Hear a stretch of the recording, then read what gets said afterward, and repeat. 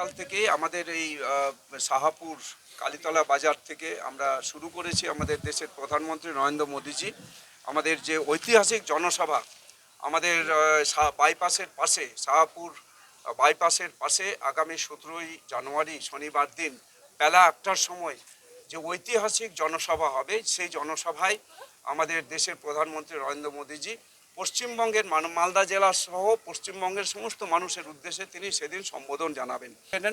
তো সবাই যাতে সেদিন উপস্থিত থাকেন তার জন্য আমরা আমন্ত্রণ পত্র সবার কাছে আমরা সবার বাড়ি বাড়ি গিয়ে এবং দোকানে দোকানে গিয়ে মানুষকে আমরা পথ চলতি সমস্ত মানুষকে আমরা এই পত্র বিলি করছি।